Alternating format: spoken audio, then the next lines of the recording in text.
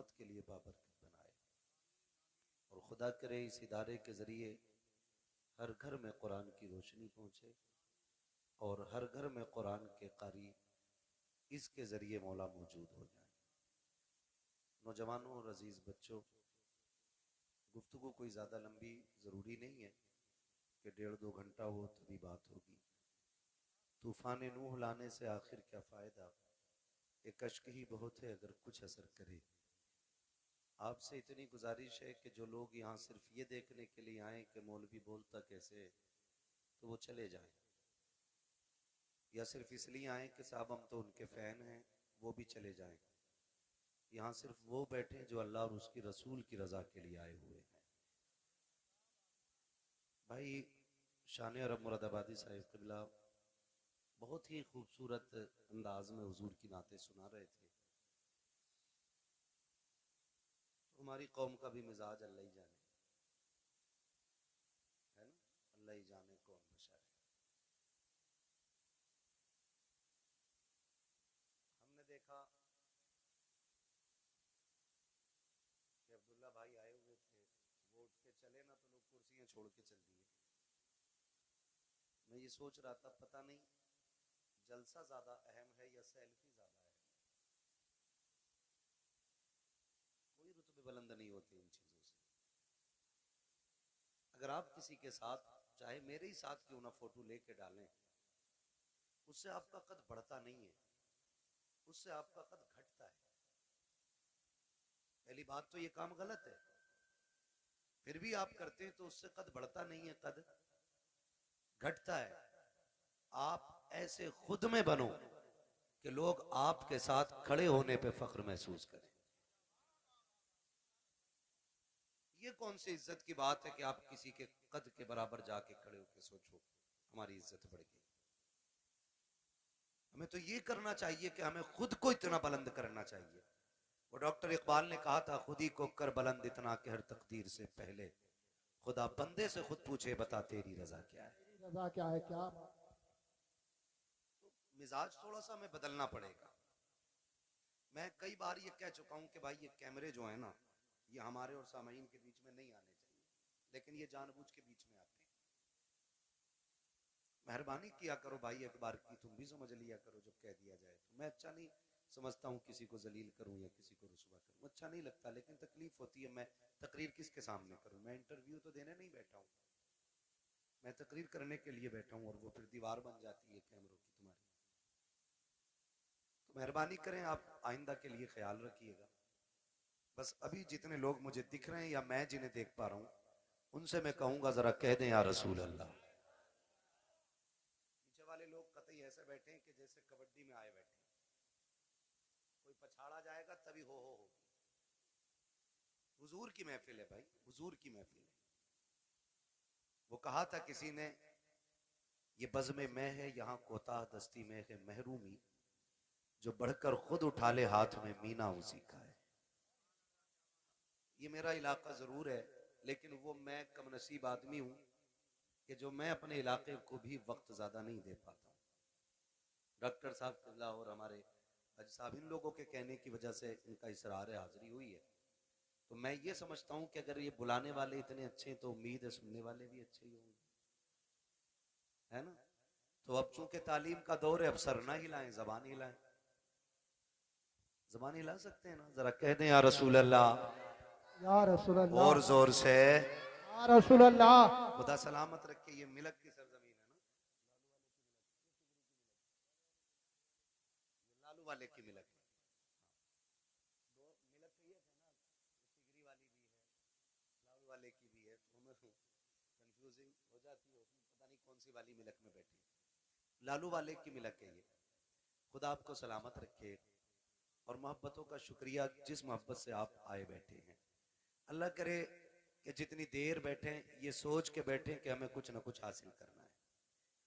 यही है आरज़ू, तालीम कुरान हो जाए, हर एक परचम से ऊंचा परचम इस्लाम हो जाए। ये इदारे, ये मदरसे, ये उलमा की मेहनतें सिर्फ इसलिए होती हैं ताकि हमारी कोशिशों के सिले में खुदा हर शख्स तक कुरान की तालीम को आम कर दे। वो लोग भी मुबारकबाद के मुस्तहिक हैं जो लोग इन पढ़ने वालों का ताउन करते हैं, चाहे वो मदरसे की इमारत बनाकर हो या उस्ताज की तनख्वाह दे करके हो या कुरान पढ़ने पढ़ाने वालों को खाना खिला करके हो। ये इतनी बड़ी इबादत है कि इसकी कीमत मैदान कयामत में पता चलेगी। आज जो जमींदार हैं, जो पैसे वाले हैं, जो ठेकेदार हैं, उनका मिजाज थोड़ा सा अलग होता है। वो कहते हैं यार क्या है ये हाफिजी लोग, क्या है ये मौलाना लोग। जानते हो जहां बैठ के कुरान वाले ने कुरान पढ़ा था ना, अल्लाह कयामत में उस जमीन की मिट्टी उठवाएगा। वो फरमाएगा ला के अब इसे तराजू में रखो। मालिक क्या होगा? कब इसके बदले में गुनाहगारों को जन्नत अता की जाएगी। इनके कदमों से लगने वाली मिट्टी इतनी बाबरकत होती है, तो अंदाजा लगाइए ये कुरान पढ़ने वाले कितने बाबरकत होंगे, कितनी इज्जतें अल्लाह ने इनको बख्शी हैं। लेकिन हमारा तो मिजाज ही अलग है। और एक बात समझ बैठी है हम लोग कि जो होगा देखा जाएगा, देख लेंगे, जो होगा देखा जाएगा, अभी मौज कर लेने दो।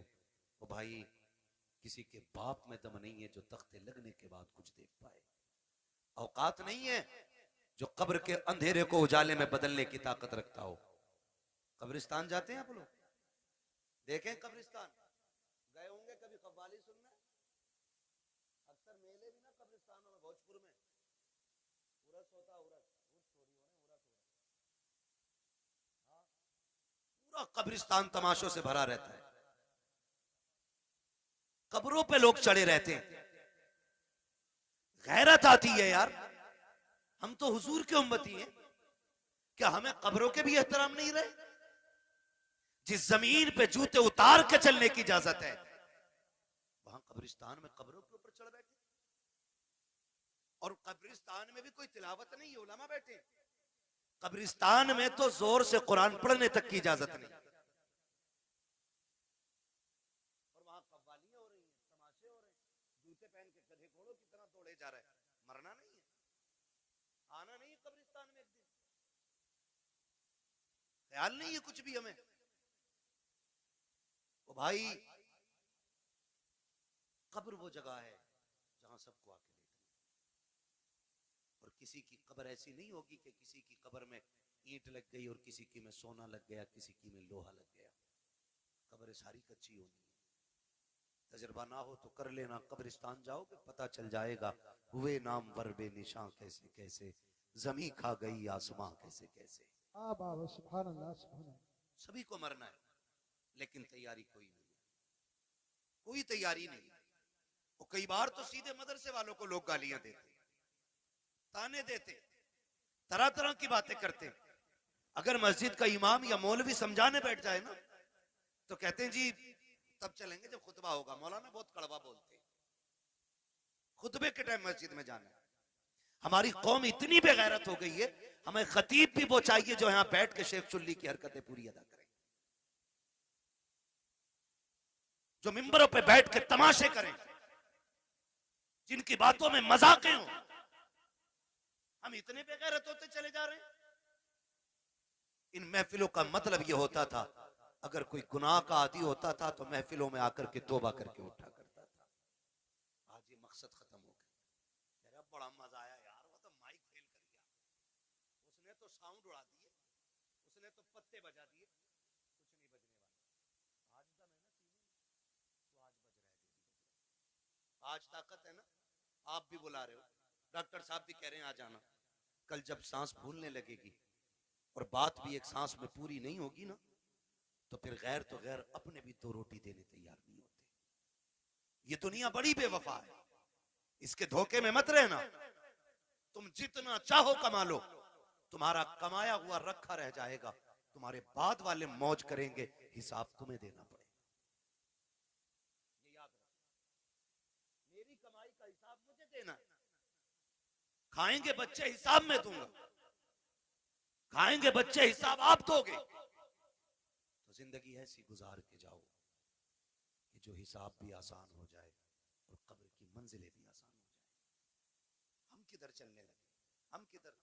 नहीं जी, मौलवी साहब को हटाओ, इन्होंने तो मेरे जुए के बारे में बात कर दी। ये इमाम नहीं रहेगा, इसने मेरे सट्टे के खिलाफ बात की है, ये इमाम नहीं रहेगा।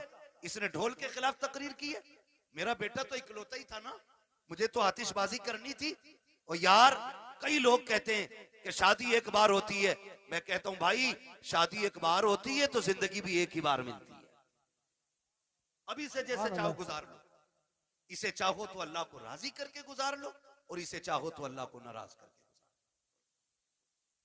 माफ कीजिएगा, अगर मैं अभी खड़ा कर लूं ना तो 90% नौजवानों को नमाज याद नहीं, 100 में 90 लोगों को नमाज दुरुस्त याद नहीं। ये कंडीशन है हमारी। और कुरान वाला आ जाए और बैठे हो हम लोग नीचे, तो कुरान वाले के लिए उठ के खड़ा नहीं हो सकता, क्योंकि ये मुखिया का बेटा है, ये प्रधान का बेटा है, ये ठेकेदार का बेटा है, ये जमींदार का बेटा है। लाओ दुनिया की सारी डिग्रियां उठा के ले आओ, वकालत भी ला के पल्ले में रखो, जजों के पूरे जजमेंट ला के रखो, दुनिया के बड़े बड़े लोगों की प्रोफेसरों की तालीम ला के पल्ले में रखो, अमीरों की सारी दौलत ला के रखो, पैसे वालों का पैसा रखो, सोने वालों का सोना रखो, जितनी सारी दौलत दुनिया में है एक पल्ले में ला के रखो। मैं कुरान वाले के सीने की एक आयत लेके आता हूं, खुदा की कसम पूरी दुनिया की दौलत मिलकर के कुरान की एक आयत का मुकाबला नहीं कर सकती।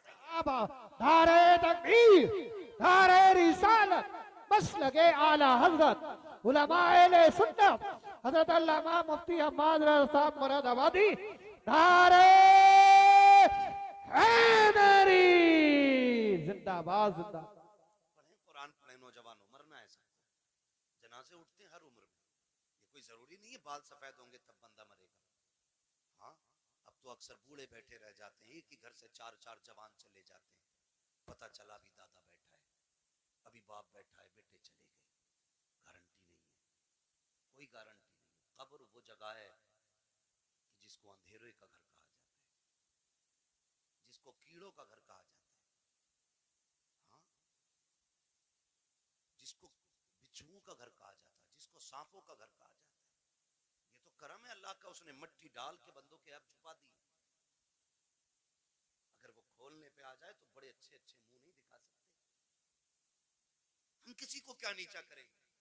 कोई कहते हर दाढ़ी रख ले तो कह रहा चलो तुम ही जन्नत में चले जाइयो। खेल समझ रखा जिंदगी को, तमाशा ही ये भी कोई। यकीन नहीं आता तुम्हें ना, जाओ हॉस्पिटलों में जाके देखो, ऑक्सीजन लगे पड़े, मुंह पे ऑक्सीजन, सांस नहीं ले पा रहे। दौलत जाके पूछना, कोई कहेगा ये करोड़पति लेटा है, कोई कहेगा ये अरबपति लेटा है। अगर दौलत ही सब कुछ होती ना तो मुंह पे ऑक्सीजन नहीं लगता, लेकिन अल्लाह दिखाता है, देख की शकल में रहता था, आज मैंने तुझे सांस सांस के लिए मोहताज कर दिया है। जब जवानी थी, जब ताकत थी ना, तो बोलता था ना, अरे जाओ देख लेंगे, जाओ देखा जाएगा। क्या कब्र में देखेगा?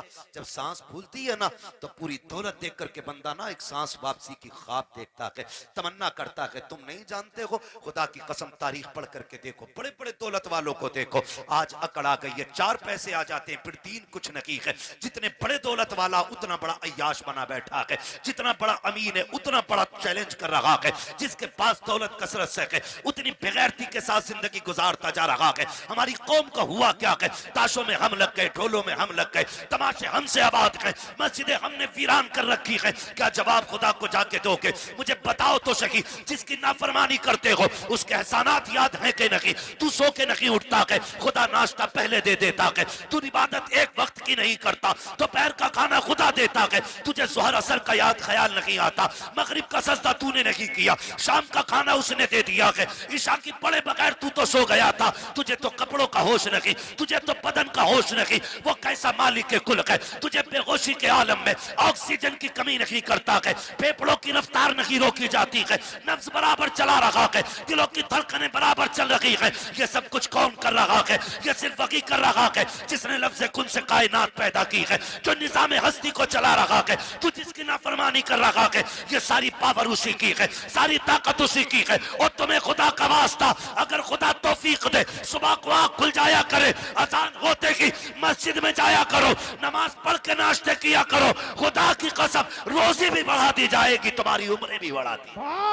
जिंदाबाद जिंदाबाद, नारे तकबीर, नारे रिसालत, बस लगे आला हजरत। चश्मे दस्तार बंदी जिंदाबाद जिंदाबाद।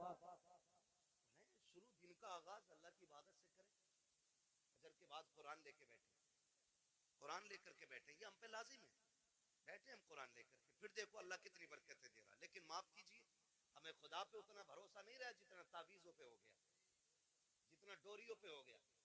हाँ, जितना डोरियों पे हो गया। मुझे बताओ, मैं कहता हूँ ये जितने वायरस फैले ना डॉक्टर साहब, अगर अल्लाह सिर्फ सिर्फ ऑक्सीजन कम कर देना तो बाकी किसी वायरस की जरूरत नहीं है।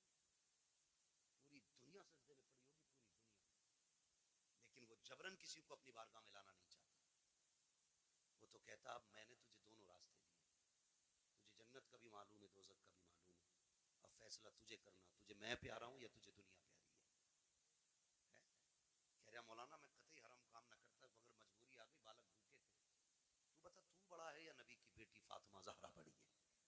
मुझे बता तो सही। एक दिन मेरे हुजूर बेटी के घर तशरीफ लाए, जाओ जाके बेटियों से भी कहना।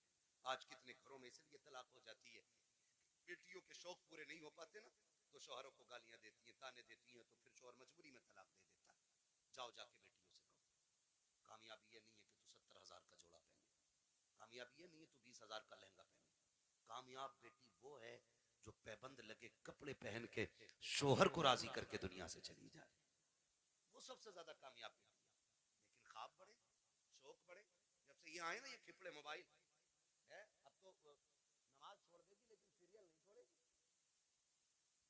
रोटी में लेट हो जाएगा लेकिन सीरियल देखेगी। ये तमाशे हमारे घरों में आ गए, और वो फैशन फिर हमारी नस्लों में उतर आया, वही फैशन उतर आया, वही फैशन हमारी नस्लों में उतर आया। हमें हो क्या गया, आज दुनिया चीख रही है, दुनिया चीख रही है। फिर वो जब देखती है तो शोहर से कहती है मुझे ये चाहिए ऐसे कपड़े। शोहर बेचारा 500-600 रुपए रोज का कमाने वाला, 500-600 रुपए रोज के अब तो खर्चे भी हैं घर के, गरीब से गरीब तर बंदे का खर्च कम से कम 1000 रुपए घर का हो गया, जो महंगाई का दौर है। मेरी बेटी मेरी बहन अगर शोहर 600 रुपए कमा के ला रहे, बता बच्चों का पेट भरे या तेरे शौक पूरे करे? खुदारा इन शौकों का गला घोटो, जिंदगी इसका नाम नहीं है। एक दिन मेरे हुजूर बेटी के घर तशरीफ लाए, जब बेटी के घर तशरीफ लाए दरवाजे पे दस्तक, आवाज आई मन दक्कल बाब। दरवाजा किसने बजाया? हुजूर फरमाते हैं अना मोहम्मद रसूलुल्लाह, बेटी मैं तुम्हारा वालिद आया हूँ। कहती हुजूर अकेले हैं या कोई साथ में? हुजूर फरमाते बेटी अकेला हूँ। फरमाया फिर अंदर आ जाए, और अगर कोई साथ में हो तो मुझे चादर दे। हुजूर अंदर तशरीफ लाए, बेटी मुसल्ले पे बैठी है, सुने कान खोल के। जब अंदर आए बेटी मुसल्ले पे बैठी, हुजूर के इस्तकबाल में उठ के खड़ी हुई, कदम कांप गए, कदम काट गए। मैं किसकी बात कर रहा हूँ? खातून जन्नत, जिनको जन्नती औरतों की मलका बनाया गया है, हाँ, जिनकी सरदारी का वादा मेरे हुजूर ने ले लिया, मैं उनकी बात कर रहा हूँ। आज के घर की बात नहीं, आज कोई मौलवी की बेटी, कोई किसान की, कोई प्रधान की, कोई जमींदार की, कोई चौकीदार की, आज मुस्तफा की बेटी नहीं है। लेकिन मिजाज फिर भी आज के देखिए, और कल की बात देखिए, खड़ी हुई मुसल्ले पे। हुजूर फरमाते हैं फातिमा ये बात क्यों कही? कोई हो तो चादर दे दे, और ना हो तो अंदर आ जाए। कहती हैं अब बाबा जो दुपट्टा मैंने ओढ़ रखा है ना, इसके पैबंद खुल गए हैं, कोई और होता तो मैं इसके ऊपर से आपकी चादर डालती, लेकिन बाप है और बाप बेटी का पर्दा क्या। जब आए ना तो बेटी कांपी, गिरने लगी। हुजूर ने बेटी को संभाला, फरमाते फातिमा खैर तो है? कहती या रसूलल्लाह फाकों से कमजोरी इतनी आ गई है कि खड़ा नहीं हुआ जाता। हुजूर की आंखों में आंसू आ गए। फातिमा क्या चाहती है? महबूब बेटी तेरी और इतने फाके? मेरे नबी ने फरमाया बेटी मुसल्ले का कोना हटा। जब कोना हटाया ना तो मुसल्ले के नीचे हीरे जवाहरात का दरिया था। आका फरमाते बेटी जितने चाहे भर ले, मगर याद रखना या तो दुनिया ले लो या आखिरत ले लो। खातूने जन्नत ने वही कोना छोड़ दिया। कहती आका फातिमा की पूरी जिंदगी खुदा के लिए गुजरी है, मुझे इस दौलत की कोई जरूरत नहीं है। आज हुआ क्या है हमें, आज हुआ क्या है? बात बात पे बेटियां तलाक मांगने लगती हैं। चल चल तेरे घर में सुख नहीं पाया, तेरे घर में सुकून नहीं पाया। और जब लड़ाइयां होती है ना तो फिर ये भी फोन करके कहते आऊं क्या बेटी? वो कहती आओ अब्बा जरा देखियो ही ना आके। सुनो, शादी के बाद औरत के हक में सबसे ज्यादा ताकतवर उसका शोहर होता है, बाप चाहे करोड़पति क्यों ना हो। शोहर से ज्यादा ताकतवर कोई नहीं उसके लिए। आपके पास दौलत है, आप गए अपने जाके तमंचा कान पे रख दिया, लेकिन शोहर 3 बार कहेगा तलाक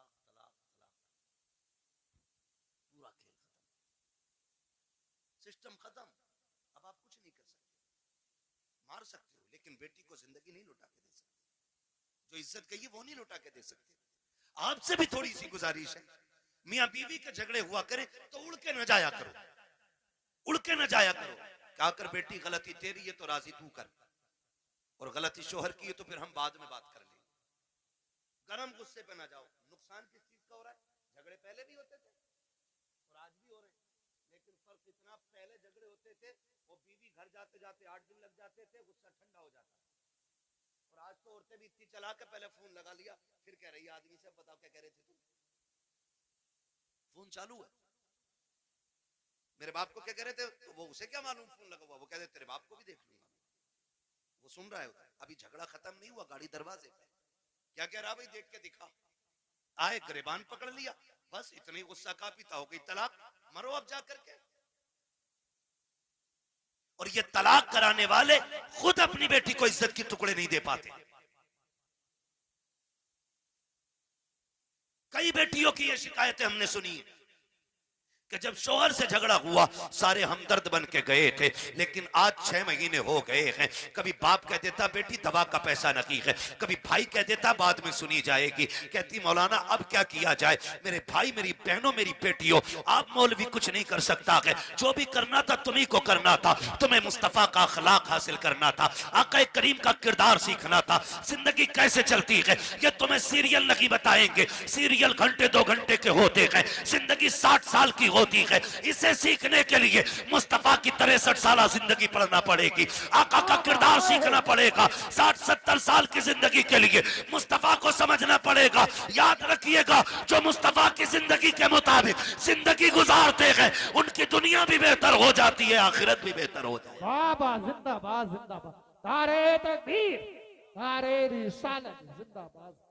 कोशिश करें हुजूर की जिंदगी से, लेकिन दिल के फपोले जल उठे सीने के दाग से, इस घर को आग लग गई घर के चिराग से। माफ कीजिएगा, हमारी कौम को जितना शौक नाचने और कूदने का है ना, उतना अल्लाह रसूल की बातों का शौक नहीं है, उतना शौक नहीं है। हमारे इलाके में अक्सर 2-4 जगहें ऐसी हैं जहाँ पे ढोल दबंगड़ तमाशे सब कुछ हो रहे हैं। क्यों क्यों हो रहे हैं? क्या ये जायज है? मुझे जरा दिल पे हाथ रख के बताओ। मजार बनाइए मेरे सामने, दिख रहा है मुझे मजार है, ये जो अल्लाह वालों के मजार बने ये क्यों बने? क्या ये तमाशे करते थे? इनके गलों में ढोलक लटकी रहती थी? मजार उनके बने हैं जिन्होंने रातें भी जाग के गुजारी हैं, दिन रोजों में गुजारे हैं। इबादत करने वालों के मजार बने और उनके मजार पे पक्के पक्के शराबी बेनमाजी आते हैं। एक भी दाढ़ी नहीं होती और कह रहा मुझे चढ़ गया चिश्ती रंग रंग। ये रंग है चिश्ती? एक वक्त मस्जिद में जाने की तौफीक नहीं, वो कह रहा है मुझे चढ़ गया चिश्ती रंग रंग। ये चिश्ती रंग है? ये शैतानी रंग है तुम्हारा, ये इब्लीसी रंग है। रंग चढ़ा था अबू बकर पे, रंग चढ़ा था मेरे नबी का उमर पे, रंग चढ़ा था उस्मान गनी पे, रंग चढ़ा था मौला अली पे। बाबा बाबा जिंदाबाद। इन लोगों पे रंग चढ़े, ये लोग हैं अल्लाह वाले। आज तमाशे माफ कीजिए, हाथ जोड़ के कह रहा हूं, बुरी लगे लगे, मैं आईना हूं दिखाऊंगा दाग चेहरे के, जिसे खराब लगे सामने से हट जाए। मैं चापलूसी करके डॉक्टर साहब ने बुलाया, साहब के हुक्म था, कारी साहब किबला की मेहनत है, तो मैं इसलिए नहीं आया हूं तुम्हारी चापलूसी करके पैसा बटोर के निकल लूं। इतना कड़वा बोल के जाऊंगा कि आखिरी सांस तक याद रखोगे। हाँ, आखिरी सांस तक याद रखोगे, इतना कड़वा बोलूंगा, इसलिए कि फ्री की जन्नत मेरी झोली में नहीं। मुझे पता जन्नत सस्ती होती तो हुसैन करबला में 72 साल में कटवाता। जन्नत इतनी सस्ती होती तो बिलाल कभी खाल अंगारे और कोयलों से न जलवाते। जन्नत मुश्किल थी ना, तभी तो अंगारों पे जलाए गए। सुहैब रूमी जैसे लोग, हुजूर के ऐसे आशिक, खुदा की कसम तारीख पढ़ो आज भी कलेजे कांपते। क्या किया हमने दीन के लिए, क्या किया? हाँ, होता क्या, पूरा सा आ गया बाबा का चंदा दे दो। पहली बात तो सुने हलाल कमाई इतनी इज्जत वाली होती, फरमाया गया हलाल कमाई का 1 रुपया भी अगर कब्र में गिर जाए और तख्ते लगा दिए गए हों, फरमाया गया तख्ता हटा के रुपया निकाला जाए, 1 रुपए की इतनी वैल्यू है। जबकि सगा भाई मुंह ना देख पाया हो, बेटे ने बाप को ना देखा हो, बाप ने बेटे को ना देखा हो, तख्ते हटा के मुंह दिखाने की इजाजत नहीं। लेकिन रुपया निकालने का हुक्म है। तेरे रुपए की इतनी अहमियत है इस्लाम की नजर में, हमारी नजर में कितनी अहमियत। पूरा सारिया बाबा का ठीक है, उर्स करो, लेकिन शरीयत के दायरे में। उर्सों से मुखालफत नहीं, तुम्हारे तमाशों से तकलीफ है। सुन सकते हैं कड़वी बातें, बोलूं जरा मैं। मेरे सामने नौजवान बैठे, जवान बिगड़ते हैं तो बच्चे इनकी उंगली पकड़ के मेलों में जाते हैं। आज 28 साल का मेले में गया तो 8 साल का उंगली पकड़ के गया, कल ये 28 का होगा, 8 के को पकड़ के ये ले जाएगा। ऐसे ही उसूल चलता रहेगा और तुम जाहिल के जाहिल रह जाओगे, कभी तरक्की नहीं कर पाओगे। ये हालत हमारी रहेगी, याद रखना। उर्स आर्या साहब बड़े धूमधाम से चादर घूम रही है, चंदा हो रहा, करो। फिर क्या होता, कब्बाला आर्या, नाम नहीं बताऊंगा, बुरा लग जाता लोगों को, मेरा नाम माइक में लिया था भाई, कब्बाला रहा, कौन है ना, फना आ रहा है। अच्छा, फिर तो सारे ही दीनदार होंगे कि ना, जब आपके लिए एक लेडीज भी बुलाई है। इतने बड़ा मजमा मेरे सामने बैठा है, दिल पे हाथ रख के बताए, हम में से कौन इतना बेगैरत है जो अपनी बहन बेटी को दूसरे के सामने स्टेज पे नचाना पसंद करता हो? है कोई इतनी बड़ी भीड़ में जो अपनी बहन बेटी के बारे में ये चाहे कि मेरी बेटी 4 लोगों के सामने कपड़े उतार के नाच ले? हम तो अपने घर के अंदर इतने गैरत वाले बनते कि बेटी के सर से दुपट्टा भी उतरने नहीं देते।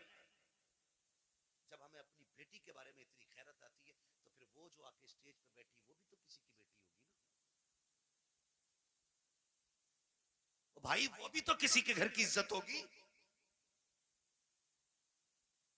मुझे बताया जाए, हमें अपनी बेटियों की इज्जत इतनी प्यारी है तो पराई बेटी को नचाने का हक तुझे किसने दिया है?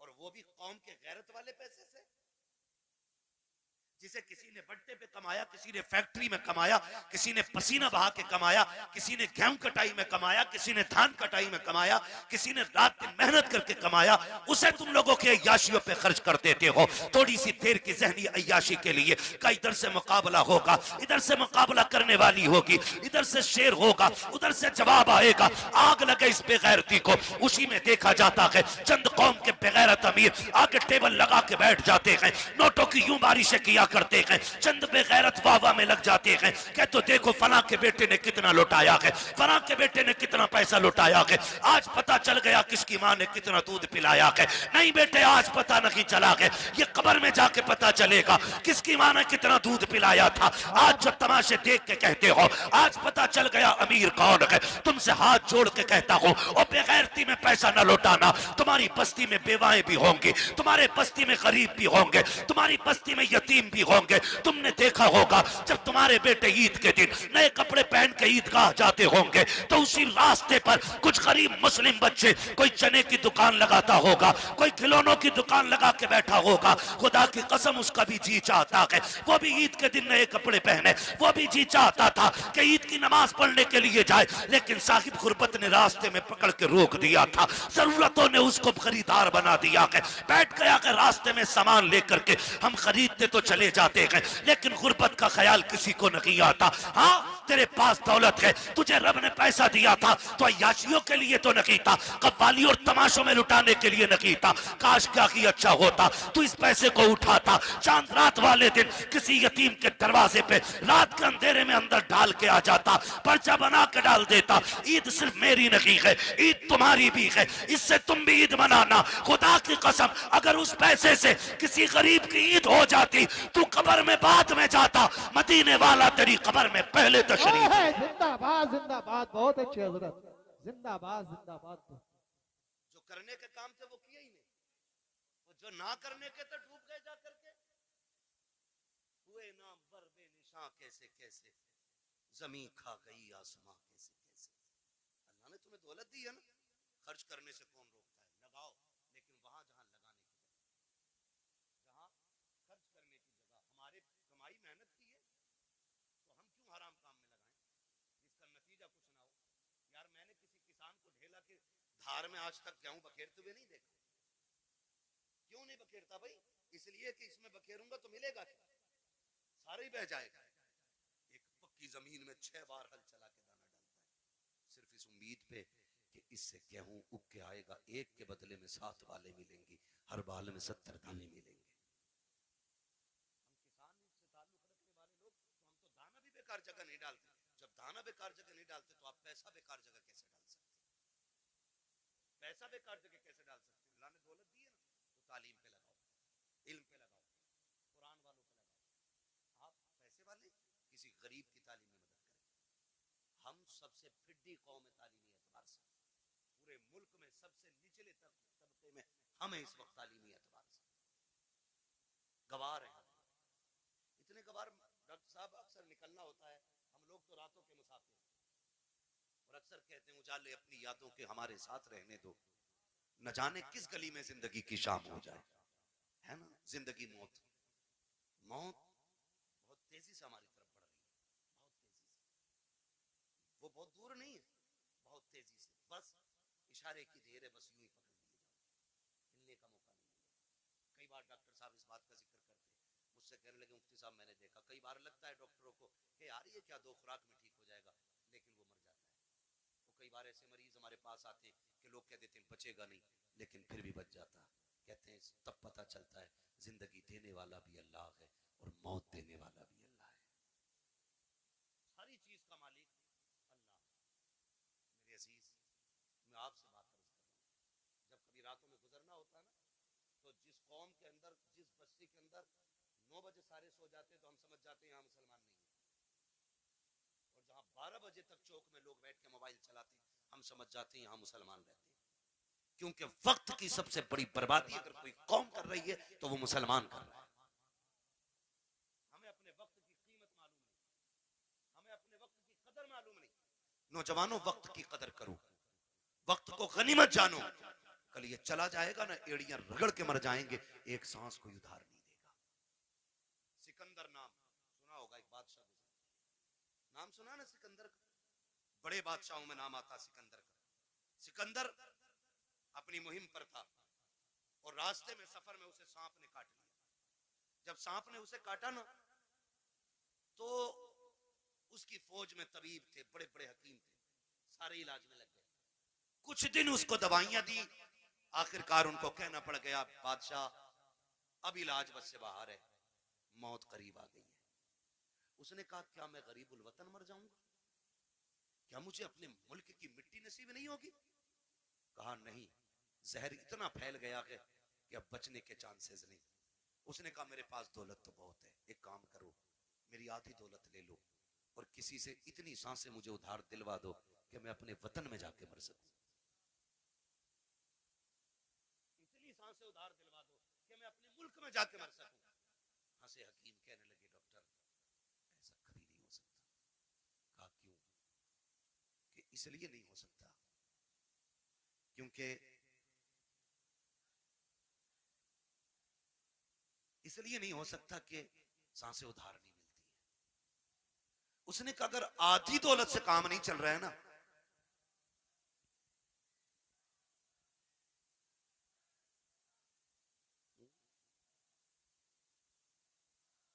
अगर आधी सांसों से भी, उसने कहा अगर आधी दौलत से काम नहीं चल रहा है ना, तो कहा फिर ऐसा करो मेरी पूरी दौलत उठा लो। तवज्जो है सारे लोगों की? तवज्जो करें जरा, मेरी तरफ देखें। उसने कहा अगर आधी दौलत से सांसें नहीं मिल रही ना, तो उसने कहा मेरी सारी दौलत ले लो, मेरी सारी दौलत ले लो, लेकिन इतनी सांसें मुझे दिलवा दो कि मैं अपने वतन में जाके मर सकूं। भाई शांति से आके बैठ जाओ। उसने कहा इतनी सांसें मुझे दिलवा दो कि मैं अपने वतन में जाके मर सकूं। तो उसने कहा बादशाह पूरी दौलत लेकर भी तुझे एक सांस कोई उधार नहीं दे सकता। उसने कहा फिर सुनो, अगर मेरी दौलत किसी काम की नहीं है ना, तो फिर एक काम करना, मैं मर जाऊं ना तो मेरे हाथ कफन के बाहर निकाल देना। क्या करना है? कफन के, बोले कफन के, मैं मर जाऊं तो मेरे हाथ कफन के बाहर निकाल जान दे। क्यों सिकंदर? उसने कहा ताकि जमाने को पता चल जाए दौलत पे भरोसा ना करना। ये सिकंदर के काम ना आ सकी तो तुम्हारे क्या काम आ सकती है। और ये भी निकाल के बता देना कि मैं वो बेवकूफ बंदा हूं जिसने सब कुछ दौलत को समझा था, लेकिन जब आया था तब भी हाथ खाली थे और जा रहा हूं तब भी हाथ खाली है। मेरे अजीज, मौत जब आएगी ना, एक लम्हे का मौका नहीं देगी, एक मिनट का मौका नहीं देगी आपको, सीधा नहीं होने देगी। तुमने देखा होगा शद्दाद ने जन्नत बनवाई, सुना कि नहीं? शद्दाद ने जन्नत बनवाई। ख्वाब कितने बड़े थे कि पूरी जिंदगी ऐश की जिंदगी जन्नत में गुजारूंगा, लेकिन जब मरा ना तो जमीन और आसमान के बीच में लटका हुआ था।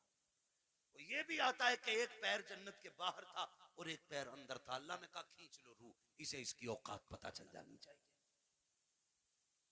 इसे इसकी हैसियत पता चल जानी चाहिए। नमरूद कितनी बड़ी ताकत का मालिक था, इतना बड़ा ताकतवर के खुदाई का दावा कर बैठा। अल्लाह ने एक मच्छर से मरवा दिया ताकि दुनिया को पता चल जाए सबसे बड़ा खुदा अल्लाह है, सबसे पावरफुल सिर्फ खुदा की जात है। और उसके उसूल से बगावत करोगे तो कोई बचाने वाला नहीं होगा, कोई बचाने वाला नहीं होगा। माफ कीजिएगा, मैयतें होती है कि नहीं होती? होती है मैयतें, दफन में जाते हैं सारे लोग, जाया करो पढ़ी नहीं की, पता चल जाए इंतकाल हुआ है किसी का, कहीं भी पहुंच सकते हो। ईमान के साथ बंदा गया है तो जरूर जाया करो। अगर वो नेक होगा तो अल्लाह उसके सदके में तुम्हें बख्श देगा, और अगर तुम नेक होगे तो अल्लाह तुम्हारे सदके में उसे बख्श देगा। ये किया करो। और अब तो माफ करना, जनाजे भी ना जनाब, जनाजे भी अब तो बदले का बदला है, जनाजे भी बदले का बदला है। हमारे अब्बा के में आओगे तो तुम्हारे अब्बा के में आएंगे, तुम नहीं आओगे तो हम नहीं आएंगे। ये बात क्लियर? तुम आओगे तो हम आएंगे और तुम नहीं आओगे तो हम नहीं आएंगे। पता सवाब किसे मिला? किसी को ही नहीं, जंगवारा कर गए। हाँ? भाई एक थप्पड़ तूने मार लिया, एक हमने मार लिया, बात है बराबर हो गई ना। तो अब जनाजे भी खुद गर्जी में हम लोग जा रहे हैं। और माफ कीजिएगा, जनाजा अमीर का होता तो भीड़ देखने मिलती है, और जनाजा गरीब का होता तो लोग कंधा भी नहीं देना चाहते। जन्नत दौलत और गुर्बत पे टिकी हुई नहीं है, ये याद रखना। अगर ये लगता है कि अमीर के जनाजे को कंधा देने में ज्यादा सवाब है तो ये सबसे बड़ा धोखा है। मैं तो कहता हूं कंधा उसे जाके जल्दी दिया करो जिसे कोई कंधा देने तैयार ना हो, उसे पहले कंधा दिया करो दौड़ के, जिसका जनाजा कोई उठाने वाला ना हो। क्योंकि तुम नहीं जानते हो, जिसके जनाजे को भीड़ लगी है ना, लगता है ये दिखावे करके गया है, हमारे जैसा उसका शोहरा टीप टाप रही होगी, लेकिन जिसे कंधा कोई नहीं दे रहा है ना, तो समझ जाओ हो सकता है इसने रातों में इबादत की हो, इसने तब रब को आवाज दी हो जब कोई ना देख रहा हो, इसलिए लोग इसे कंधा देने तैयार नहीं। तो फैसला जो है ना भीड़ का, ये अंदाजा लगाना कि कंधा उसको दौड़ के दो जिसे कोई कंधा ना दे रहा हो। मिट्टी दो, अब तो वक्त नहीं है, माफ कीजिएगा। हालात ये हो गए कि जनाजे को मिट्टी देनी तो बड़ी बात है, नमाज पढ़ के आधे निकल लेते, मसरूफी इतने हो गए, टाइम किसके पास है मिट्टी तक जाने का है? दुआ जी, मिट्टी डाल दे 3 मुट्ठी बड़ी बात है। कह रहे आप बैल खुलोगे, छोड़िए, दुकान खुली रह गई, एक दिन आएगा मेरे लाल आंखें खुली रह जाएंगी। आज दुकान खुली है, बैल खुले, कल आंखें खुली रह जाएंगी। हाँ, वासिफ अली वासिफ ने जब किसी को खाना दिया ना भूखे को, तो पूछा था किसी ने क्या कर रहे हो, तो उसने कहा था यार कुछ नहीं, अपने जनाजे की भीड़ इकट्ठी कर रहा हूं। इतने अच्छे काम कर जाओ, लोग तुम्हारे जनाजों में शरीक होने लगे। अल्लाह से लंबी दुआएं मांगा करो रो रो के, मालिक जिंदगी अच्छी कर दे ताकि मौत भी अच्छी हो जाए, ये मांगा करो अल्लाह से। आज तो डरी कोई नहीं, डरी कोई नहीं।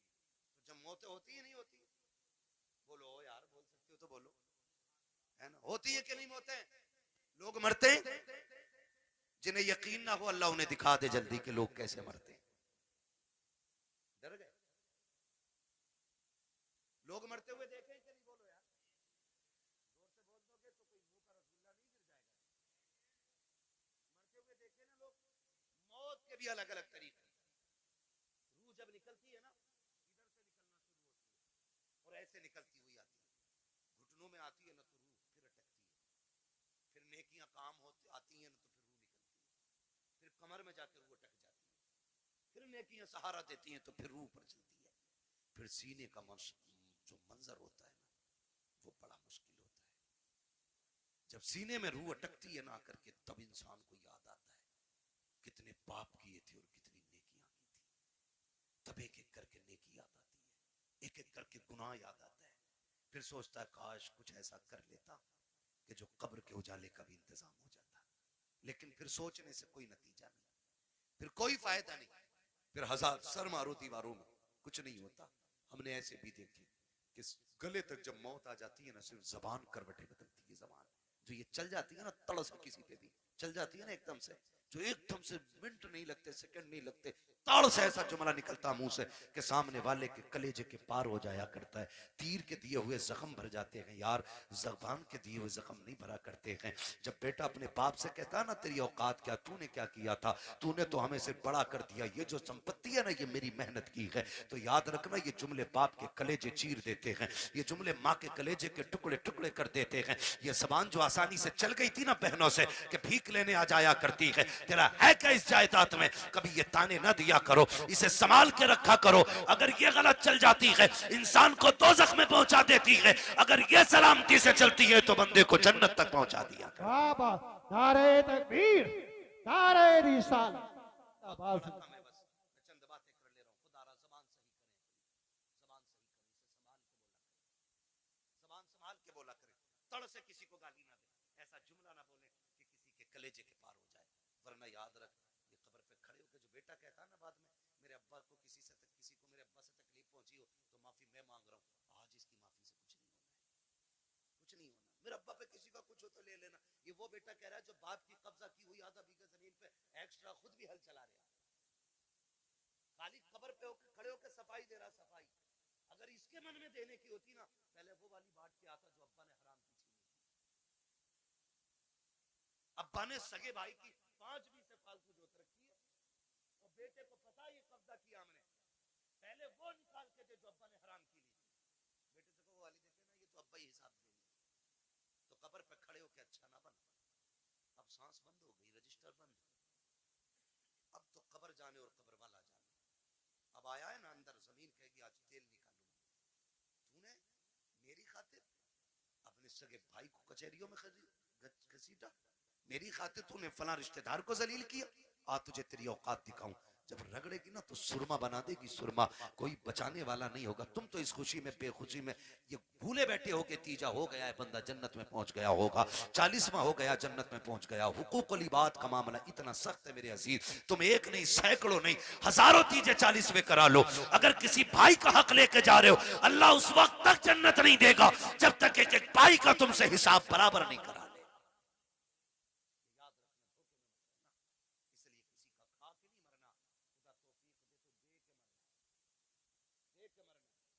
किसी का नहीं होता है बेटे, 40वें के बाद खबर तक भूल जाते हैं अब्बा दफन कहाँ हुए। ईद के दिन जाके कह रहा चाचा तुम्हें तो पता होगा अब्बा किस कोने में रखे गए थे, ये पूछ रही है औलाद आज की, ये पूछ रही है। आज के दौर में अगर कब्रों को निशान भूल गए हम, तो क्या लगता है आने वाली नस्लों को हमारी कब्रें याद रहेंगे? उन्हें तो कब्रिस्तान तक याद नहीं रहेंगे। हैं कि इसलिए खुदारा आखिरत की तैयारी खुद से करें, अपने आप से करें, अपने पीछे कुरान पढ़ने वाले छोड़ दें, अपने पीछे कुरान पढ़ने वाले छोड़। हम तो कह देते हैं कोई बात नहीं, मेरा इंतकाल हो मेरे बच्चे कहेंगे मदरसे से बच्चे भेज दिए, ठीक है, बरकत वाली जमात है, नेक जमात है। लेकिन ये बात बताओ, पढ़ने में खुलूस इनके उतना ही होगा जितना बेटे के पढ़ने में खुलूस होगा? हो सकता है कभी नहीं होगा ना, क्योंकि बाप का दर्द बेटे को ज्यादा है, बेटे का दर्द बाप को ज्यादा है। हमें तो बुलाओगे रस्मन पढ़ के चले जाएंगे, लेकिन असल दर्द बेटे को होता है। तो मैं तो कहता हूं एक बेटा कम से कम हाफिज जरूर बनाना, एक बेटा जरूर बनाना। अगर बना ना सके हो ना तो कोई पढ़ रहा हो तो पढ़ने में उसकी मदद करें, कोई कुरान हाफिज हो रहा है ना तो उसके हिफ्ज में मदद करें। आपका बेटे बड़े हो गए, आप नहीं पढ़ पाए, आपके बेटे नहीं पढ़ पाए, तो जो पढ़ने आप उनकी मदद करें। जानते हो क्यों? क्योंकि जहां भी ये पढ़ने वाला कुरान पढ़ेगा, अल्लाह एक एक हर्फ के बदले में 10-10 नेकियां तेरी कब्र में भी नाजिल फरमाता रहेगा। इतना बड़ा इंतजाम।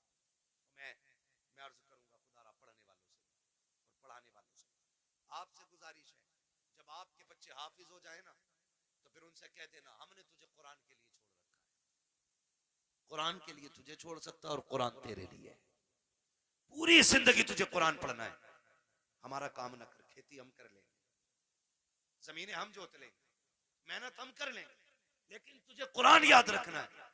अब्बा क्यों? अब्बा क्यों? कहा मैंने तुझे दुनिया के लिए कुरान नहीं दिया, मैंने तुझे कब्र के लिए कुरान दिया है। मैंने तुझे कब्र के लिए कुरान दिया है। कब्र अंधेरों का घर है। बड़ी बेवफा दुनिया।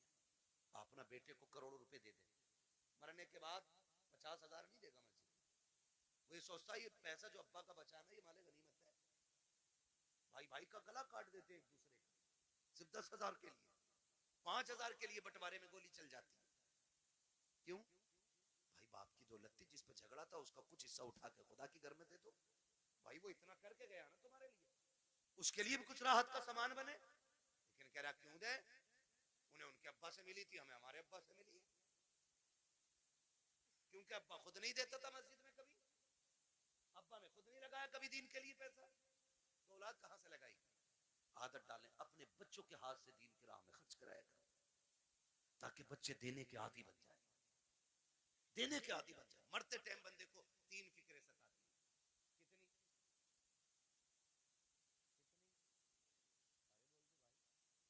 कितनी फिक्रें? 3 फिक्रें सताती हैं। नंबर 1, मैंने जो दौलत कमाई है इसका क्या होगा। नंबर 2, मैं औलाद छोड़ के जा रहा हूं, मेरी औलाद कैसे जिंदगी गुजारेगी मेरे बगैर। नंबर 3, मैंने कितनी नेकियां की और कितने गुनाह किए। इसे 3 चीजें मरते वक्त याद रखना। 3 चीजें। कामयाब वो नहीं है जिसने अपने पीछे बंगले छोड़ दिए, कामयाब वो नहीं जिसने इमारतें छोड़ी, कामयाब वो है जो अपने पीछे कुरान पढ़ने वाला छोड़ गया। वो सबसे बड़ा कामयाब है जिसने अपने पीछे कुरान पढ़ने वाले छोड़े। वरना बिल्डिंग है, ये बंगले कब्र में कोई काम नहीं आने वाले। मैं तो मुबारकबाद पेश करता हूं उस बाप को जिसने एक बेटे को हाफिज कुरान बनाया। मुबारकबाद पेश करता हूं। ये 500 रुपए रोज कमा सकते थे, कोई कमी नहीं है, जवानी कमा सकते थे, लेकिन उस बाप को सलाम जिसने कहा बेटे तेरे हिस्से की मजदूरी हम करेंगे, हमारे हिस्से का कुरान तुझे याद करके आना है। वो माए मुबारकबाद के मुस्तहिक हैं जिन्होंने उन बच्चों को दूध पिलाया कि जो बदले में माँ को दूध के बदले में जन्नत का टिकट देने वाले हैं। वो बहनें मुबारकबाद के मुस्तहिक हैं जिन्होंने ऐसे भाइयों की खिदमत की है कि जो बहनों को बदले में जन्नत के जाने का रास्ता आसान करेंगे। ये मुबारकबाद के मुस्तहिक है माँ बाप। आज होता क्या है, आज जवान हो जाए बेटा और माँ बाप को दौलत का लालच पड़ जाता है। उन बापों को सलाम करता हूँ जो पूरी जिंदगी बच्चों को कुरान के नाम वक्फ कर देते हैं। और क्या मिला इनके बदले में? पूरी जिंदगी बाप मजदूरी करता रहा, कुछ भी तो नहीं मिला। बेटा कुरान पढ़ता रहा, कोई सिला नहीं मिल सका। बस किस दिन के इंतजार में, काश मैं मरूंगा तो इसका कुरान काम आएगा, ये बेटा काम आएगा। बेटों से भी गुजारिश है, सुनो भाइयों, अगर रब ने तुम्हें कुरान की दौलत है, बाप ने मेहनत मजदूरी करके तुम्हें कुरान का कारी बनाया है, तो मेरी बात कान खोल करके सुन लेना। जब दुनिया बाप के जनाजे में जा रही हो, तुम भी जनाजे में जा रहे होगे, लोग आखिरी तख्ता दे करके बड़ी तेजी से मिट्टी डाल के लौट आएंगे। कोई कहता कि गर्मी ज्यादा है, खड़ा नहीं हुआ जाता है, कोई कहेगा सर्दी ज्यादा है, ठंड लग रही है, ये कह के लोग पलट आएंगे। कब्र में तुम्हारा बाप अकेला रह जाएगा। तो तुम्हें खुदा का वास्ता, एक कुरान पढ़ने वालों, तुम्हें उठ के नहीं आना है। जब सारे चले जाएं, तुझे बाप की कब्र पे बैठना है और कहना है अब्बा पूरी जिंदगी तूने कुरान पढ़ाया, खुद मजदूरियां करता रहा, मेरे हिस्से के धक्के तूने खाए हैं, मेरे हिस्से की गालियां तूने सुनी है, कभी चैन से सो ना सका, रात को ओवर टाइम ड्यूटी इसलिए करता रहा ताकि मैं कुरान ठीक से पढ़ सकूं। मैं कुरान का कारी बन गया, फिर भी तुझे जरूरत मजदूरी के अड्डों पे ले जाती रही, तुझे फिर कुरान पढ़ने की मोहलत ना मिली, मुझे मदरसों ने फुर्सत ना दी, तुझे जरूरत बाजार ले गई, तू मजदूरियां करता रहा जो कुरान तूने पढ़ाया था। एक बार बैठ के पूरा कुरान न सुन सका, अपने बाप की कब्र पे बैठना और कहना अब्बा आज तू भी फुर्सत से है, मैं भी फुर्सत से हूं। जब दुनिया बिरयानी के लिए लड़ रही हो तुम अपने बाप की कब्र पे बैठ जाना, अलहम्द के अलिफ से लेके वन्नास की सीन तक पूरा कुरान पढ़ के उठना। अब्बा से कहना अब्बा आज मैंने तेरी मेहनत का हक अदा किया है, कसम खा के कहता हूं इधर कुरान की तिलावत मुकम्मल होगी, उधर कब्र में खुदा की रहमतों का नुज़ूल होना शुरू। नारे तकबीर, नारे रिसालत, बस लगे आला हजरत, उलमाए सुन्नत, ख्वाजा का हिंदुस्तान, मिलक्का सुन्नी मुसलमान, हजरत अल्लामा मुफ्ती अम्मा साई किबला जिंदाबाद जिंदाबाद। करेंगे इंशाअल्लाह, पढ़ाएंगे बच्चों को कुरान, वादा करें इंशाअल्लाह। कितना है मैं कुरान, लोग समझते नहीं, लोग समझते नहीं है। मैं अभी 10 मिनट और हैं, कहें तो मैं थोड़ी कड़वी बात और कह दूं। पहले वादा करो इंशाअल्लाह कुरान से प्यार करेंगे, बच्चों को पढ़ाएंगे इंशाअल्लाह। अगर हम पढ़ने और पढ़ाने के लायक नहीं तो पढ़ने वालों की इज्जत करेंगे इंशाअल्लाह, करेंगे इंशाअल्लाह। कुरान कितना अहम है, बस चंद बातें और सुनो, पौने 12 हो गए। तवज्जो करें, उम्र हर जिंदगी की, हर शख्स की जिंदगी के 3 मरहले, अगर अल्लाह लंबी उम्र दे। सुबह, दोपहर, शाम। सुबह बचपन, दोपहर बोले बड़े अच्छे लोग हैं माशाल्लाह, अगर हमारे इलाके के लोग अच्छे नहीं होंगे तो फिर किसके इलाके के लोग अच्छे होंगे? समझ गए? सुबह सुबह सुबह, दोपहर, शाम। क्या बात है, ये 3 होते हैं। इतना याद हो गया ना? सुबह बचपन होता है, दोपहर जवानी होती है और शाम बुढ़ापा होता है। सुबह के बाद उम्मीद होती है दोपहर आएगा, दोपहर के बाद उम्मीद होती है शाम आएगी, लेकिन शाम के बाद उजाले का फिर कोई पहर नहीं होता, फिर आगे रात ही रात, फिर जो सूरज निकलेगा एक नई जिंदगी का आगाज होगा, नया दिन यानी कि नई नस्ल, फिर वो एक नई नस्ल का आगाज होगा। आप जानते हो बचपन इतना खूबसूरत होता है कि कब गुजर गया पता ही नहीं चलता, और लोग आखिरी सांस तक कहते हैं काश बचपन फिर से लौट आता। बचपन इसलिए भी खूबसूरत होता है क्योंकि जिम्मेदार बाप होता है। यही क्लियर है ना? गलत तो नहीं बोला ना मैंने? बचपन इसलिए खूबसूरत होता है क्योंकि सर पे हाथ रखने वाला बाप होता है, इसलिए खूबसूरत होता है कि बचपन हम बाप की मर्जी से जीते। जवानी खूबसूरत होती भी है और ना भी होती है। जवानी उन बच्चों की खूबसूरत होती है जिनकी जवानी भी माँ बाप की मर्जी से गुजरती है।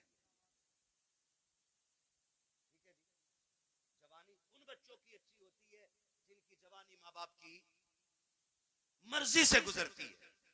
और बुढ़ापा, दुनिया कहती है बुढ़ापा बुढ़ापा।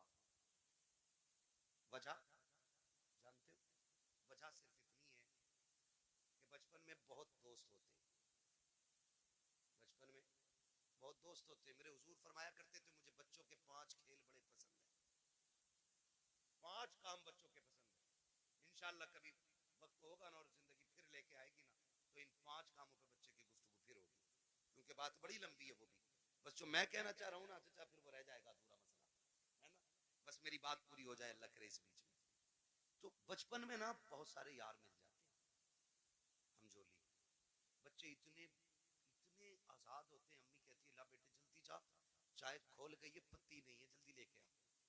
गया सुबह चाय पत्ती लेने, दोपहर के टाइम लौट रहे हैं।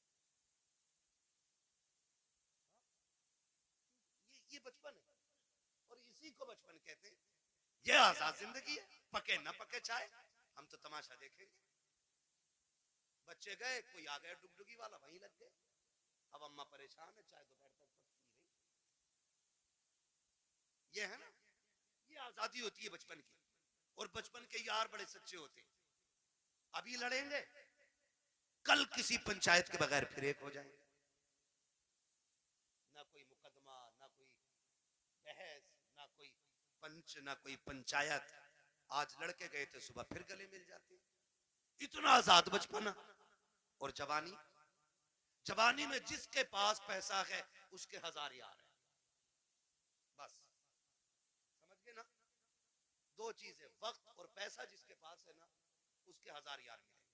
यानी यार उन्हीं के ज्यादा मिलेंगे जो बर्बाद हैं खुद भी और दूसरों को भी बर्बाद करेंगे। ये दूसरे लफ्ज मैंने बोले। भाई जिसके पास फालतू वक्त है, कोई काम नहीं है, तो वो दूसरों को भी ठलुआ बना के बैठाएगा। जो बंदा चार पैसे कमाता, कहीं काम से लगता, बच्चों को हलाल रोजी खिलाता, दुकान बंद, वो भी बैठा उसके साथ।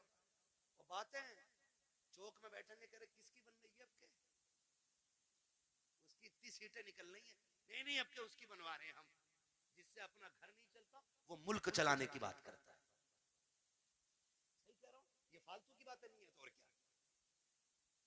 ठलुए लोग, चाय बिगाड़ने वाले लोग, चौक में बैठ के अपना भी वक्त बर्बाद करते हो, दूसरों का।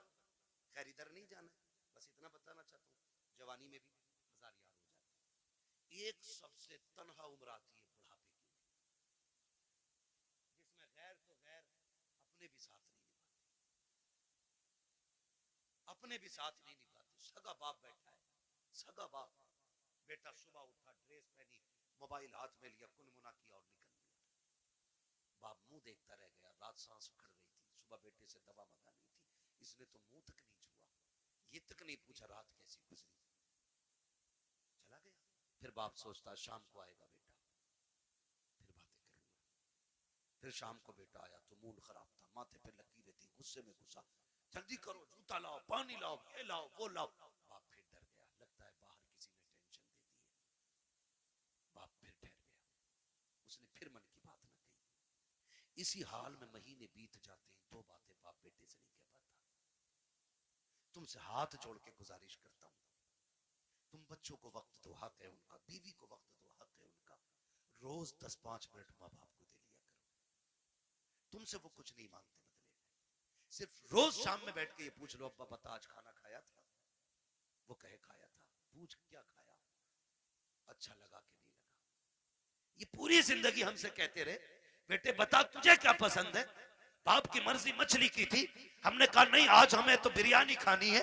बाप ने अपना फैसला कैंसिल किया कि बेटे की पसंद की बिरयानी बनाई जाए। बाप चाहता था बिरयानी बने, हमने कहा कोरमा खाना है। बाप ने अपनी पसंद कुर्बान की, कहा बेटे के लिए कोरमा बनाओ। आज जब बाप बूढ़ा होकर के बैठ गया है, बेटा क्यों नहीं पूछता है अब्बा बता तेरी पसंद क्या है? आज वो बनेगा जो तू चाहेगा, आज वो बनेगा जो तू कहेगा, आज वो बनेगा जो तेरी पसंद होगी। कसम खा के कहता हूँ खाने ऐसे बनवाया करो, तुम्हारा मालिक इतनी दौलत नहीं देगा जितना तुम्हारा खुदा इन जुमलों से तुम्हें बरकतें अता। वाह बाबा, सुभान अल्लाह, जिंदाबाद जिंदाबाद।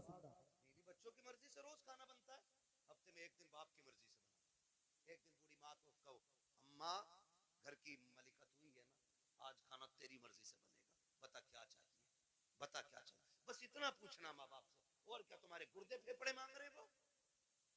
बताओ तुम्हारा दिल मांग रहे वो? ये इतने गनी लोग होते हैं यार, अपना दिल दे के औलाद का दिल बचाने की कोशिश करते हैं।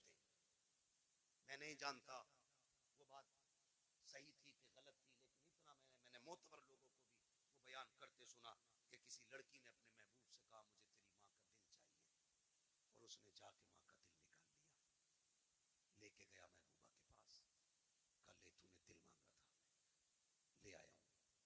उसने ठुकरा दिया ये कहकर के जब तू माँ का ना हो सका तो मेरा क्या होगा, मेरा क्या होगा। अल्लाह अकबर। जब इतना सुना गिरा, खड़े से गिर गया, खड़े से गिरा, माँ के दिल से आवाज आई मेरे लाल चोट तो नहीं लग गई? ये तो जान दे के भी तुम्हें बचाना चाहते हैं। तुमसे किसने कह दिया तुम्हारा दिल मांग रहे हैं? तुमसे किसने कह दिया ये फेफड़े गुर्दे मांगेंगे? सिर्फ 3 मिनट जिंदगी की दे दो इन्हें, 10 मिनट दे दो इन्हें, इनके पास बैठ जाया करो, इनसे बात कर लिया करो, बात कर लिया करो। नहीं जानते हम लोग, हम नहीं जानते। मैं डॉक्टर साहब बैठे हुए, डॉक्टर इसराइल साहब, पूरी जिम्मेदारी के साथ कह रहा हूँ, कसम खुदा की, कभी कभी बड़ी बड़ी ताकतवर बोतलें वो काम नहीं करती है जो बेटे के 2 मीठे बोल बाप को ताकत दे जाया करते हैं। बैठा करो इनके पास, इन्हें वक्त दिया करो। आज ये बूढ़े हो गए, आज ये चाहते हैं कोई हमसे दो बातें कर ले। मैंने कितने माँ बाप को दीवारों से बातें करते देखा है, दीवारों से। कई माएं झूले लेके बच्चों के बैठ गई है बुढ़ापे में, उसी को हिला रही है। बेटा किधर है? का दुबई में। बेटा किधर है? मुंबई में। बहू कहां? बच्चों को लेके गई है। फिर इसका क्या कर रही है? कहीं से देखती हूँ बचपन याद आता है, बेटे से बात करने को जी चाहता, झूला हिला के इससे बात करती हूँ। ये दिन देखने थे माँ बाप को, जिन्होंने जिंदगी हमारे नाम कर दी। आज उनके लिए हमारे पास 5 मिनट का वक्त नहीं है। क्या करोगे ऐसी दौलत का यार? अगर माँ बाप को खो के दौलत मिल भी गई तो कोड़ियों की नहीं है दौलत। इसलिए दौलत तो कभी भी हासिल की जा सकती है, माँ बाप दोबारा नहीं मिल सकते। आज हैं तो कदर कर लो, कल नहीं होंगे तो रोगे, फिर मांगोगे, चीखोगे, कब्रिस्तान जाओगे, मिट्टी के सिवा तुम्हें कुछ नजर नहीं आएगा। वहां वही मिट्टी जिसे तुम डाल के आए थे, वहां कुछ नहीं मिलेगा तुम्हें। आज है, इज्जत करो, इन्हें वक्त दिया करो। झूलों से माएं बातें करती है बेटों की, ये दिन देती है औलाद ने। बीवी के पल्लू में ऐसा खुशबू में डूब गया जा करके कि माँ की आहें याद नहीं रही। वो बूढ़ा बाप तो रातों रात जाग के हमें सुलाता था, आज उसके लिए हमारे पास 5 मिनट नहीं। वो पानी मांगता है, पानी देने तैयार नहीं। कई अमीर कहते जी मैंने तो नौकर लगा दिया। नौकर उतनी खिदमत कर लेगा जितनी तू कर लेगा। वो भाई, नौकर के मुंह धुलाने में और बेटे के मुंह धुलाने में जमीन और आसमान का फर्क होता है। तुमने कहावत नहीं सुनी? अपना मारे छांव में डाले, पराया मारे धूप में डाले। अपने तो जख्म भी फूंक फूंक के साफ करते, और परायों पे क्या फर्क पड़ता है, वो तेजाब छिड़के या नमक। कभी ये ना करना, माँ बाप की खिदमत के लिए कभी नौकर ना रखना। अगर कुछ चाहता है ना तो उनकी खिदमत में खुद नौकर बन के रुक जाना, खुद नौकर बन के लग जाओ। इसलिए कि इनकी नौकरी तुम्हें दुनिया में भी आला मकाम देगी और आखिरत में भी आला मकाम देगी। इसलिए ये माँ बाप की नौकरी है, माँ बाप की नौकरी है। ऑफिस के आगे हाथ बांध के इसलिए खड़े रहते हो, मालिक के आगे इसलिए ऊंची आवाज में नहीं बोलते हो कि बोनस कट जाएगा। मालिक की पहली घंटी पे इसलिए दौड़ आते हो कि ड्यूटी छूट जाएगी। माँ बाप की पहली आवाज पे क्यों नहीं आते हो? इनकी आवाज पे पहले दौड़ के आ जाया करो, वरना जन्नत हाथ से चली जाएगी, जन्नत चली जाएगी। अगर वो 2 टुकड़े देता है ना तो ये जन्नत के मालिक बने बैठे। जन्नत लेनी है तो इनके इशारों पे कूदना पड़ेगा, इनके इशारों पे बोलना पड़ेगा। आज बूढ़े माँ बाप के लिए वक्त नहीं, इन्हें वक्त दिया करो। बड़ी कीमती दौलत है ये अल्लाह की। ये बिस्तर पे भी पड़े ना तो बड़े काम के। कह रहा दुआ कर दो, मिट्टी प्यारी अल्लाह को हो जाए अब्बा की। कहा क्यों, अब तो का बिस्तर पे ही पेशाब पखाना कर रहे हैं। मैंने कहा ये तेरी खुशनसीबी है कि बाप की खिदमत का मौका मिला है। तू नहीं जानता है, इनकी गंदगियां तू उठाएगा, अल्लाह तुझको बुलंदियों के ताज अता फरमाता चला जाएगा। नहीं समझते लोग इन चीजों को, नहीं समझते। बड़े खुशनसीब है जो माँ बाप की खिदमत करते हैं, उनकी खिदमत करके ना बड़े बन जाते हैं। इन्हें वक्त दिया करो। मैं आपसे कहना चाहता हूँ, सबसे मुश्किल दौर बुढ़ापे का आता है। कौन सा दौर आता है? समझ रहे हैं ना मेरे बच्चे? सारे नौजवान भाई भी समझ रहे हैं ना? सबसे मुश्किल वक्त बुढ़ापे का आता है। ये बच्चे बैठे हैं छोटे छोटे, ईद से पहले देखना, बाप लेके जाए या माँ मार्केट लेके जाए, ले जाके ना, ये नहीं कहते ये वाला पैक कर दो, माँ बैठा लेती है बेटे को ऊपर, खुद बैठती है नीचे, और जूते 10 तरह के निकलवाती है, वो अपने हाथ से निकालती है, पहनाती है, निकालती है, पहनाती है। बार बार कहती नहीं नहीं मेरे बेटे के पैर में अच्छा नहीं लग रहा, मेरे बेटे के पैर में अच्छा नहीं लग रहा। मैं बेटों से पूछना चाहता हूँ, जब हम इतने बड़े थे वो अपने हाथ से हमें जूते पहनाते थे। आज एक बार हम उन्हें दुकान में लेके गए, अब्बा बैठो तुम्हारे पैर में जूते डाल के मैं देखूंगा। अम्मा बैठ आज मैं देखूं तेरे पैर में कौन सा जूता अच्छा लगेगा। कभी लेके गए माँ बाप को? और लेके जाया करो। ईद का टाइम आए ना, माँ बाप को लेके जाओ, कहना आज तक तुमने हमारी पसंद का पहनाया है, अब हम तुम्हें तुम्हारी पसंद का पहनाने के लिए आए। लेके जाया करो। हम इन्हें वक्त नहीं दे पाते, हमारे पास वक्त ही नहीं है। सबसे मुश्किल वक्त बुढ़ापे का आता है। अब सुनिए जिन पे बुढ़ापा आना है, याद है जब दुनिया छोड़ जाएगी ना और कोई मुंह नहीं लगाएगा, कोई बात करने वाला भी नहीं होगा, कोई ये पूछने वाला नहीं होगा तेरे मुंह में दांत कितने, फिर पलटोगे मस्जिद की तरफ, फिर लौटोगे मस्जिद की तरफ। अल्लाह कहेगा सुन, तुझे कोई मुंह नहीं लगा रहा ना, आ मेरे घर आ जा। तुझसे कोई बात नहीं करता ना, मैं करूंगा तुझसे बात। आ अपना दर्द मुझे सुना जब तुम मस्जिद में आते हो। सुनो कुरान बड़ा जरूरी है। कहता है अगर तुझे अपना हाल सुनाना है नमाज की नियत बांध ले। तू कहता जा मैं सुनता जाऊंगा, और अगर तुझे मेरी बातें सुननी है फिर कुरान लेकर बैठ जा, कुरान पढ़ता जा, कुरान की आयतों में तुझे मेरी बातों का मजा आता है। वाह वाह वाह, सुभान अल्लाह जिंदाबाद। कोई मुंह नहीं लगाता है फिर रब का कुरान तुम्हें सीने से लगाएगा। जब कोई साथ नहीं देता ना फिर कुरान लेकर आएगा। इसलिए खुदारा इतने जाहिल न रह जाना कि बुढ़ापे में भी कुरान साथी न बन सके। कम से कम इतना कुरान जरूर सीख लेना कि बुढ़ापे में जाके दुनिया साथ छोड़ दे तो रब का कुरान हमारे साथ हो। पढ़ेंगे इंशाअल्लाह, वादा करते हैं इंशाअल्लाह, पढ़ाई करेंगे इंशाअल्लाह, कुरान सीखें। अगर हमने कुरान नहीं सीखा तो कुछ भी नहीं सीखा है। बड़ी बात है बेटे को हाफिज कुरान बनाना, अपने बच्चों को हाफिज कुरान बनाओ। तुमने भी देखा होगा, हमने भी देखा, मौतें होती हैं, मौतें होती हैं, लोग बड़े बड़े पैसे वाले तड़प तड़प के मर रहे हैं। क्यों? क्योंकि आज कोई आसानी से रूह निकलवाने वाला नहीं। निकले कैसे, निकले कैसे? सारे लोग जानते हैं हॉस्पिटल की कंडीशन। आखिरी सांसें होती ले जाके अब्बा हॉस्पिटल में रख दिया, काय में वेंटिलेटर पे, अब्बा ऑक्सीजन लगी पड़ी है, जो चादर बिछी है वो भी नापाक है। उन्होंने हमारे कपड़े उतार के अपने ग्रीन कपड़े पहना दिए, वो भी नापाक है। जितने नर्स और वहां पे डॉक्टर आ रहे हैं उन्हें भी पाकी नापाकी की तमीज नहीं है। मुश्किल से रूहें निकल रही हैं, मुश्किल से। बिस्तर नापाक, जगह नापाक, लोग नापाक, रहमत के फरिश्ते आने तैयार नहीं। इधर तड़प तड़प के बंदा मर रहा है, ऑक्सीजन लगी है। रिश्तेदार जो है फलों पे फल लाने पे लगे पड़े, कोई जूस ला रहा है, कोई फल ला रहा है, सेब ला रहे, केले ला रहे। मैं वो जो ऑक्सीजन में पड़ा शीशे से झांक रहा है वो हाथ नहीं उठ पा रहे हैं आज उसके। आज अल्लाह की पकड़ में आ गया है वो। अब तक अकड़ में रहता था, हमने कहा था हमसे चंदा ना मांगना, ये तमाशे कर रखे हैं, ये तुमने मदरसों के नाम पे ठगी का जाल फैला रखा है, मौलवी होते ही हराम खाने वाले हैं। आज एक एक जुमले का बदला लिया जा रहा है। बड़ा तड़प रहा है, रूह निकलने का नाम नहीं ले रही है। सारे रिश्तेदार कोई फल कोई जूस लेकर के आ रहा है, इसकी आंखों से आंसू बह रहे हैं। आखिर ये रो क्यों रहा है? सारी फैसिलिटी मौजूद है, सांस भी मशीनों के जरिए आ रही है, रिश्तेदार भी सामने है। वो कहता मैं इसलिए रो रहा हूँ, इसलिए रो रहा हूँ, ये जो जूस लेके आ रहे हैं आज मुझे इसकी जरूरत नहीं है, ये जो फल लेके आ रहे हैं ये तो बंद कर दिया गया है। चाहता क्या है? वो ऑक्सीजन पे सामने वेंटिलेटर पे लेटा बंदा कहता है अगर ला सकते हो तो यासीन का पढ़ा हुआ पानी ला दो, सूर्य रहमान की तिलावत का पानी ला दो। करेगा क्या? काम में जीना नहीं चाहता, अब कुरान की तिलावत के सदक़े में इज्जत से मरना चाहता। वाह वाह वाह, जिनके अपने बेटे कुरान के कारी होते वो कभी मुफलिसी की मौत नहीं मरते। वो जब मरते तो इस शान से जाते, इधर तिलावत होती है उधर रूह जन्नत की तरफ निकल के जाती है। एहसान है इन उलमा का कि ये हमारे बच्चों को पढ़ा रहे और हमें दीन दे रहे हैं।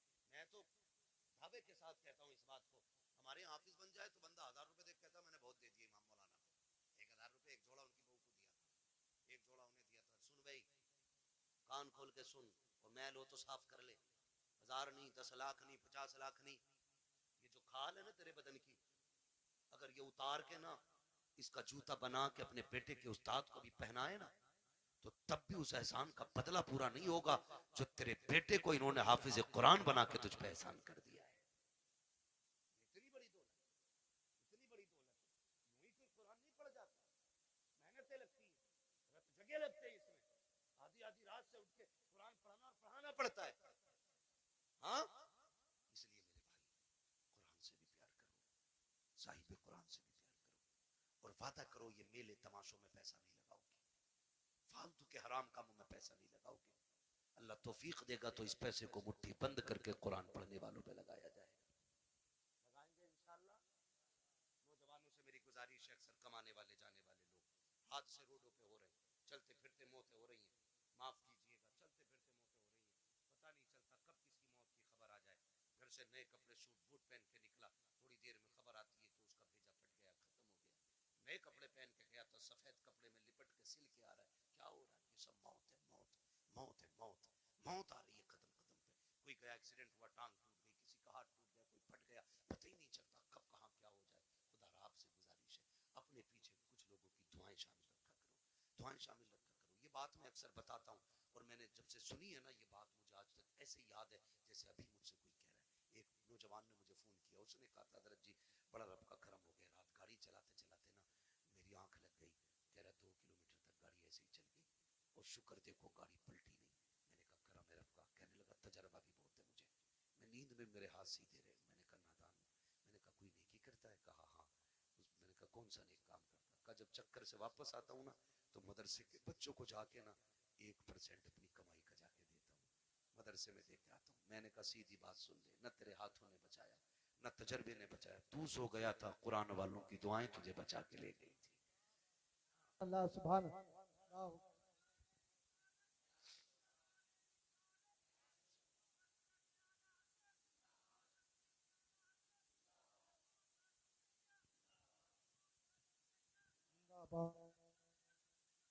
जिंदाबाद। लब्बैक या रसूल। नहीं मेरे भाई, बस मैंने पहले कहा था तूफान नूह लाने से आखिर क्या फायदा, एक अश्क ही बहुत है अगर कुछ असर करे। मेहनत लगती है, मेहनत लगती तो किसी की दुआएं शामिल कर लो। आप सारे मेरी उम्र के मेरे भाई हो, कुछ दोस्त हैं कुछ भाई हैं नौजवान सारे मेरे। मैं कहता हूँ अपने पीछे यार दुआओं वाला साथ रखो, दुआओं वाला रखो। बड़ी दुआएं बड़े काम आते हैं इनके ये लम्हे लम्हे के लुत्फ में ना। ये कभी कभी हमारी सालों साल की गलतियों पे भारी पड़ जाते हैं, बड़े काम आते हैं इनके ये लुत्फ में। हिस्से रखा करो इसमें, हिस्से अपने पीछे दुआओं वाले हाथ रखो। गारंटी नहीं है। कई लोग कहते हैं 500 रुपए देगा अगर दुआ कर देना, 500 रुपए देके दुआ कर देना, कोई 1000 देके दुआ, कोई 5000 देके दुआ कर देना। चल तू दे रहा है ये दुआ मुंह से कह के ले रहा है। ऐसे काम करो कि जबान ना भी खुले दुआएं फिर निकलने लग जाए। ये असल दुआ होती है। कहा कह के कराई तो क्या कराई, ऐसे काम कर जाओ कि खुद दुआ दिल से निकल जाए। वो दुआ असर रखती है। कहा था दिल से जो बात निकलती है असर रखती है, पर नहीं ताकत परवाज मगर रखती है। ऐसे काम कर जाओ कि दुआएं दिल से निकले। फिर मुझे वो बात याद आ गई, फिर मैं वो बच्चे की बात दोहराऊंगा। कुरान बड़ी चीज है, अक्लमंद है वो बाप जो अपने बच्चों को कुरान की तालीम दे रहे, और साथ में दुनिया की तालीम भी जरूरी है, दुनिया की तालीम भी जरूरी है। आप बनिए पढ़िए। अब लड़ाई तो पर बंदूक की नहीं रह गई है, अब लड़ाई कलम की है। जिस कौम के हाथों में कलम होगा वो कौम आगे जाएगी, और जिसके हाथ में कलम नहीं होगा वो नालियां साफ करेगी। ये याद रखिएगा। फैसला तुम्हें करना है, कुर्सी पे बैठ के हुकूमत करनी है या जूतियां उठा के तुम्हें नालियां साफ करनी है, ये फैसला आपको करना है। हमें अपने बच्चों की तालीम पे गौर करना है। हम 10वीं तक पढ़ा के कहते हैं जी बहुत पढ़ा लिया अब दुकान चलाने का, 11वीं तक पढ़ा के कहते हैं बहुत पढ़ा लिया दुकान चलाने का, सिर्फ दुकानें चलवानी है।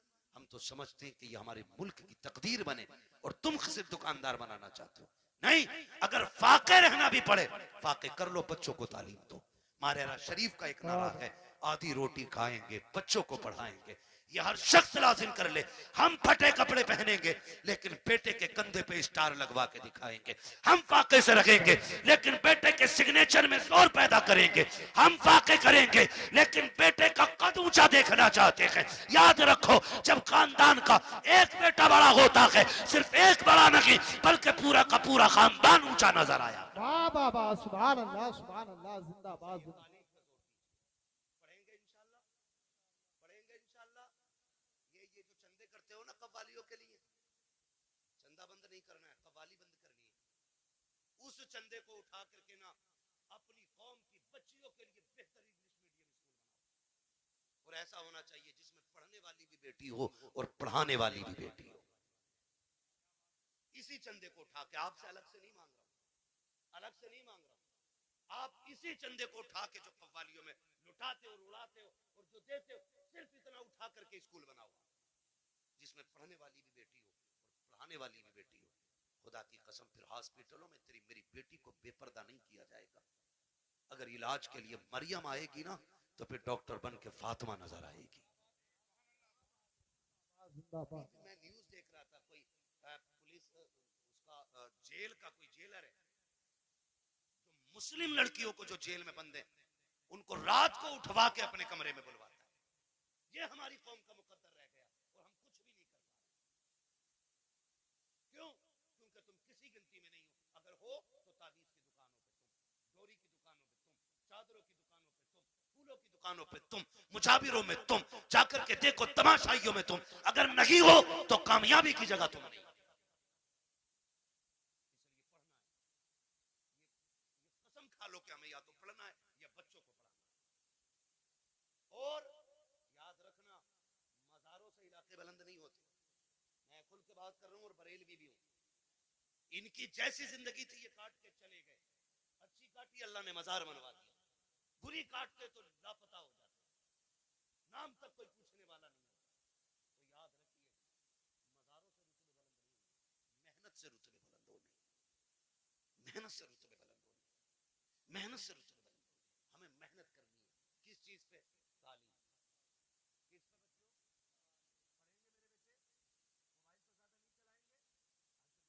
फिलहाल सुन लो तुम भी, छोटे छोटे बच्चों से गुजारिश करूंगा, अगर आप 10-11 बजे मोबाइल चलाओगे ना तो एक तो 40 साल में जाके अंधे हो जाओगे, दूसरे कान खराब हो जाएंगे, और तीसरे शादी के बाद तुम्हारी बीवी बच्चों का पेट भीख मांग के पलेगा। ये तुम याद रखना। अगर चाहते हो अच्छे कपड़े पहनो, अच्छी गाड़ियां हो, इज्जत की जिंदगी हो, तो मोबाइल फेंक दो, कलम पे जोर दो, तालीम पे जोर दो, किताबें पढ़ो, आज मेहनत कर लो, कल लैपटॉप कंप्यूटर तुम्हारे कदमों में पड़ेगा। सुभान अल्लाह बेशक। पढ़ेंगे इंशाल्लाह। नौजवानों से गुजारिश है, ये जो पबजी की बला आ गई है ना, पबजी और फ्री फोर क्या है, फ्री फायर, ये इससे निकल जाओ, वरना तुमसे बड़े पागल पूरी कौम में कहीं नजर नहीं आएंगे। पागल नहीं है ये लोग जो अकेला बैठा बैठा कर रहा मार मार मार, इनसे बड़ा पागल कौन होगा भाई, इनसे बड़ा गधा कौन होगा? क्या मिला तुझे? ना दुनिया बनी ना आखिरत बनी, तेरे घर में चूहे बराबर अजान देते रहे और तू पबजी पे लगा रहा, तू फ्री फायर पे लगा रहा। खुदा तौफीक दे, हलाल रोजी पे लगो, बच्चों को कामयाब बनाओ। जिन लोगों की रोजी हलाल होती है उनके बच्चे बड़े कामयाब हुआ करते हैं, ये भी याद रखिएगा। पढ़ेंगे इंशाल्लाह। अब